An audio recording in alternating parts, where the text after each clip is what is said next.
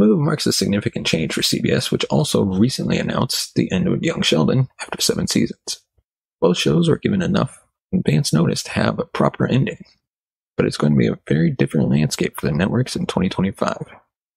You might have to go back to the ends of Friends and Frasier in 2004 to find 2 shows this big, both airing on the same network and vanishing, more or less at the same time.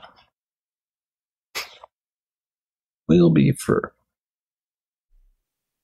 This episode is sponsored by ExpressVPN. Hey, listeners and viewers, let's talk about surfing the web. We all love the freedom the internet offers, but it's essential to remember the importance of online security and privacy. That's where our favorite tool, ExpressVPN, comes in. ExpressVPN provides a layer of protection that keeps our personal data secure and private.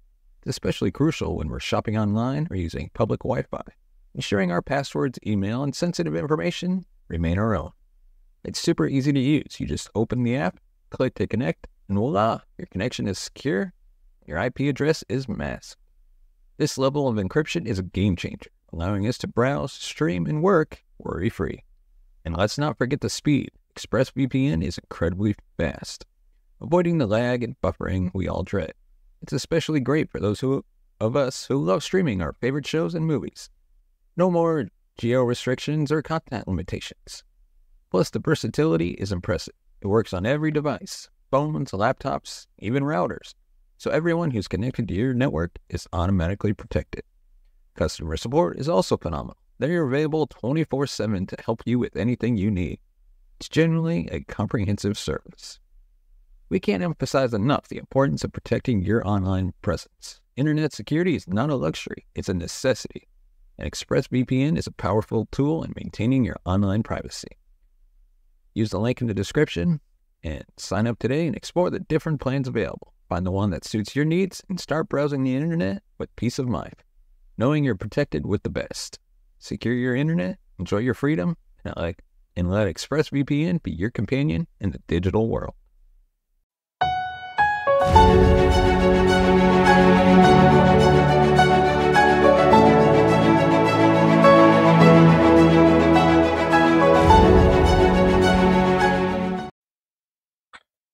Before we dive into today's episode, we'd like to remind you can find us on Facebook, Instagram, Twitter, and TikTok.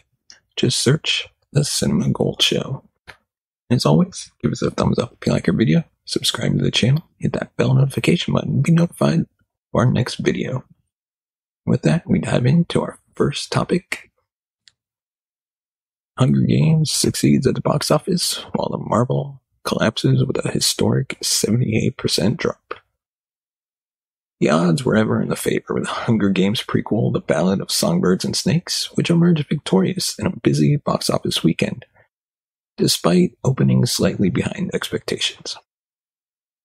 The Lionsgate film, which brings audiences back to the dystopia of Panem for the first time in nearly a decade, collected $44 million from over 3,500 North American theaters and $98 million globally in its first weekend of release. Those initial ticket sales didn't recapture the spark of the original franchise, which propelled Jennifer Lawrence to global stardom and inspired 3 sequels. But they were enough to win the weekend over 3 fellow newcomers: Universal's Trolls Band Together, Sony's gory thriller Thanksgiving, and director Taika Waititi's sports comedy Next Goal Wins. With the glut of new offerings, ticket sales for Disney's superhero sequel The Marvels cratered by 78%. To land another ignominious record, the biggest second weekend drop by far in the history of the Marvel Cinematic Universe. Before this weekend, Ant-Man and the Wasp: Quantumania withstood the largest decline of the franchise with 69.9%. After notching the worst start in the entire MCU, the Marvels tied for 3rd place with $10.2 million from 4,000 theaters, bringing its domestic tally to $65 million. The $220 million plus budgeted tentpole is the rare Marvel movie to underperform at the box office, and part of the problem is that it's bearing the brunt of the audience's fatigue toward the sprawling franchise. But at this time, it may not even match the opening weekend of its predecessor, Captain Marvel, at $153 million by the end of its theatrical run. It's shaping up to be the first MCU movie to fall short of $100 million at the domestic box office. Although The Ballad of Songbirds and Snakes opened significantly lower than its predecessors, each of the 4 Hunger Game installments launched to at least $100 million at the domestic box office. Analysts believe the film is well positioned in its theatrical run. It cost $100 million to produce, more than the first Hunger Games, but substantially less than the 3 sequels. Even if the prequel turns a profit for Lionsgate, it's too soon to tell if ticket sales are strong enough to justify future sequels and spin-offs in the Hunger Games world. West Side Story breakout Rachel Zegler and the Gilded Age actor Tom Blythe star in The Ballad of Songbirds and Snakes, which is based on the 2020 novel by author Suzanne Collins. It's a standalone film in a $3 billion franchise, which takes place 6 decades before Katniss Everdeen bravely volunteered as tribute. The story centers on a young Snow who later becomes the tyrannical president of the dystopian Panem, as well as District 12 tribute Lucy Baird, whom he mentors in the 10th annual Hunger Games. Reviews have been mixed, with 60% on Rotten Tomatoes and a B-plus cinema score. Audiences were mostly young women, 65% were female, 73% were between the ages of 18 to 34.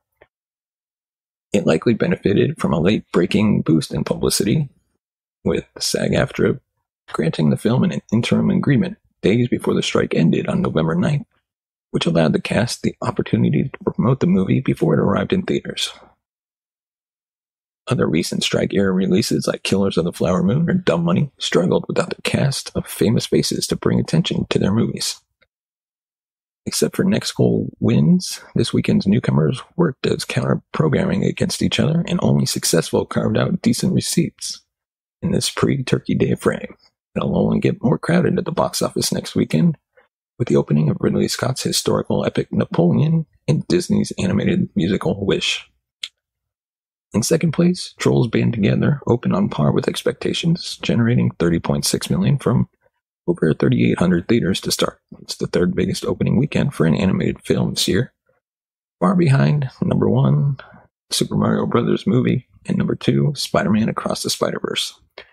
Those animated offerings, as well as Elemental and Puss in Boots: The Last Wish, have benefited from impressive box office staying power. With an A cinema score, Trolls 3 could enjoy a similarly long run over the next few weeks. The family-friendly Trolls, which features the voice of Anna Kendrick and Justin Timberlake in an adventure about an NSYNC-style boy band, got a head start overseas and has already earned $76.3 million at the international box office and $108 million globally.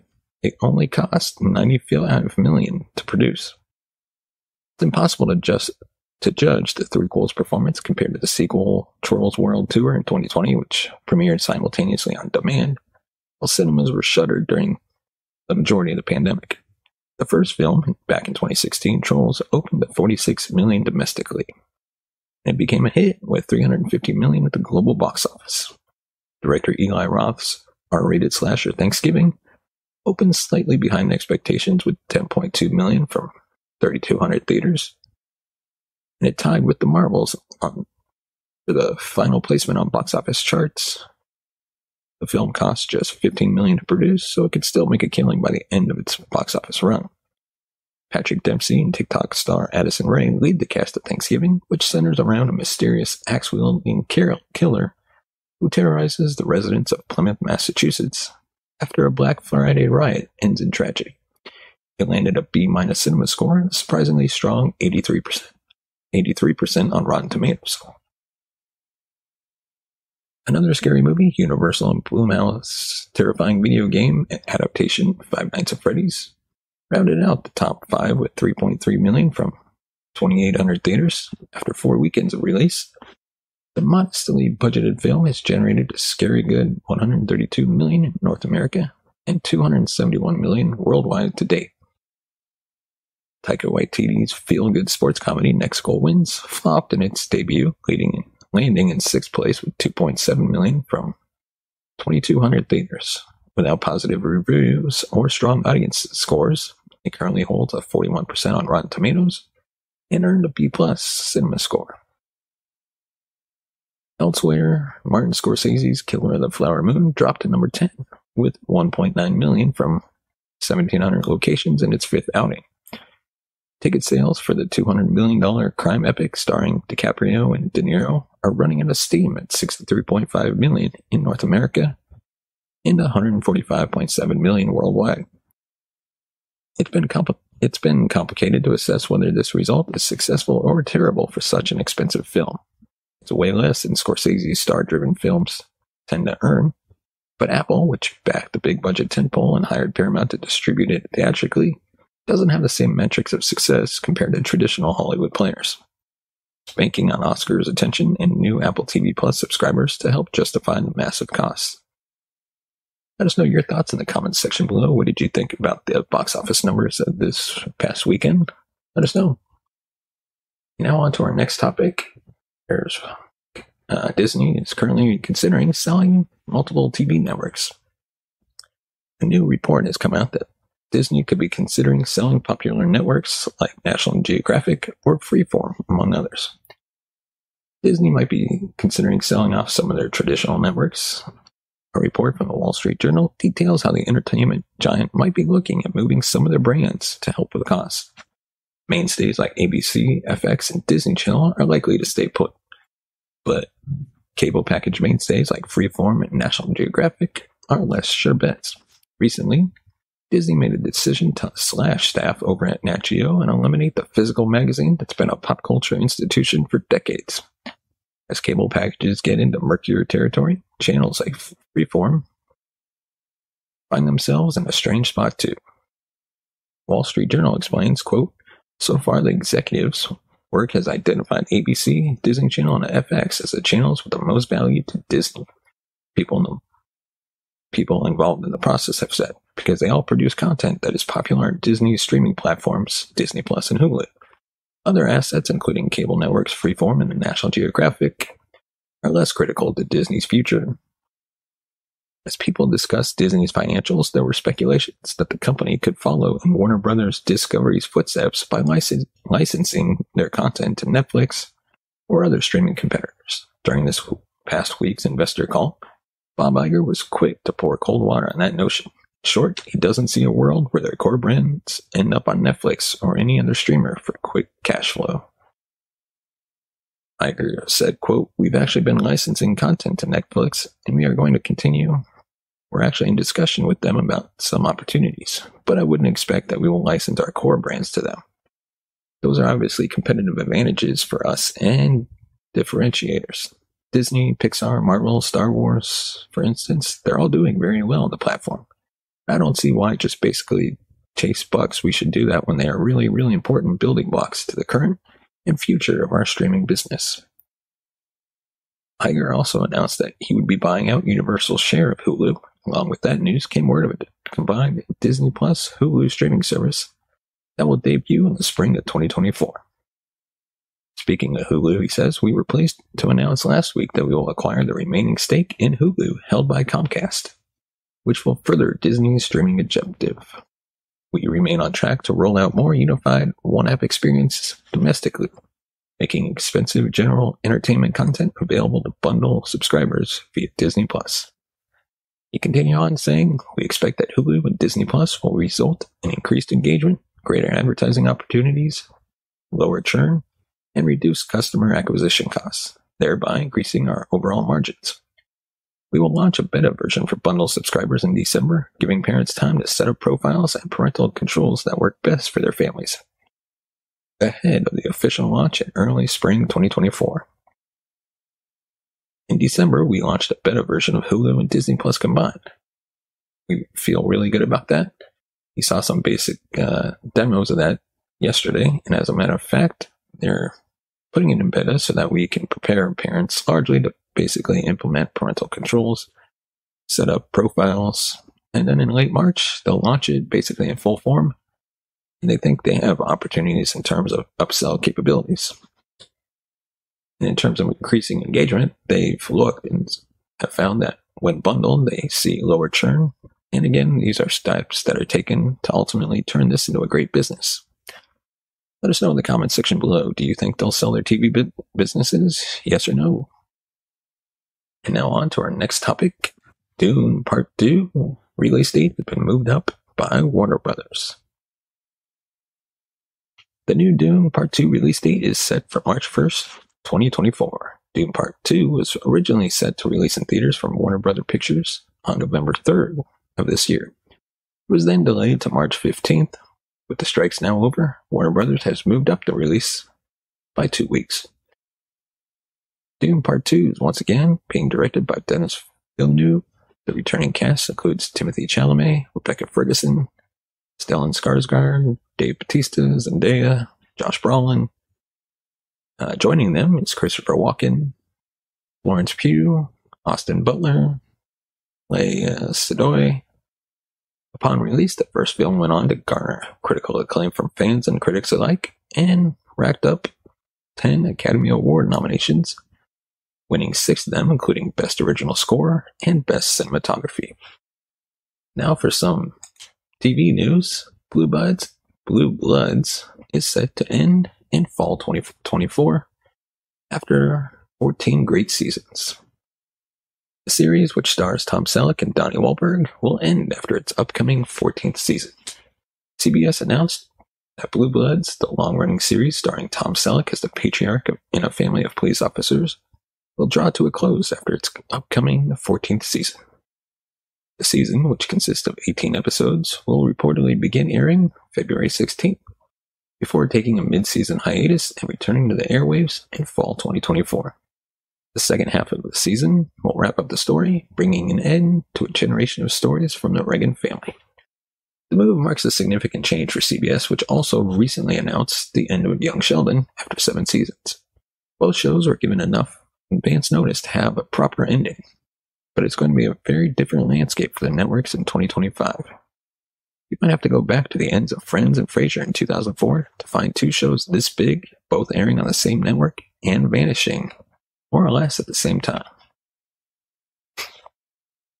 Will be for President CBS Entertainment and David Stamp, President CBS Studios, said in a joint statement, quote, "Blue Bloods will forever be a beloved part of CBS's legacy. It ruled Friday nights with unprecedented dominance since its premiere and established itself as a pillar of our winning lineup with an exceptionally devoted fan base. We'll be forever grateful to the legendary Leonard Goldberg for developing this signature series and to the amazing cast led by Tom Selleck, who America embraced as family and watched as welcomed guests at the Reagan dinner table. We also sincerely thank the incredible writing and producing team guided by executive producer Kevin Wade for years of compelling episodes as they conceived this final chapter that we expect to be the most satisfying season yet for loyal viewers." Goldberg, the creator of the series, actually passed away in 2019. The season 14 renewal was announced back in March, though, which was actually thought by insiders to be a likely final season renewal. According to Deadline, the network agreed to bring back the show only if producers could significantly cut the budget, amounting to roughly 25% less money to work with for cast, crew, and production. Once the Writers Guild came back from their strike, the creatives behind the series started working on putting together the final chapter. After the strike ended, they were able to finalize a window for when the 2 parts would air, as well as the total number of episodes. Tom Selleck also came out and said, "For the past 13 years, it's been an honor and a privilege to work on a show that not only celebrates the men and women who protected and served in New York City, but also displayed the importance of family. Working alongside these incredible actors, writers, producers, directors, and crew has been a dream come true, and I'm grateful to have been a part of this extraordinary group for over 275 episodes.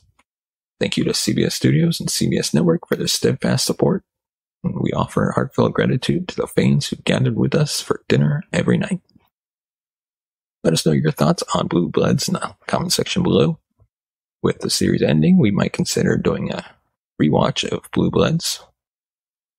Or I should say, for me personally, a rewatch / first time watch for our weekly series on Wednesdays. But we might wait until the end of the series.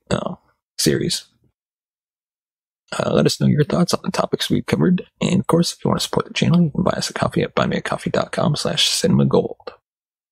Your support helps the channel grow, upgrade our equipment, bring in new hosts, be able to pay them, and eventually, hopefully, take this show on the road.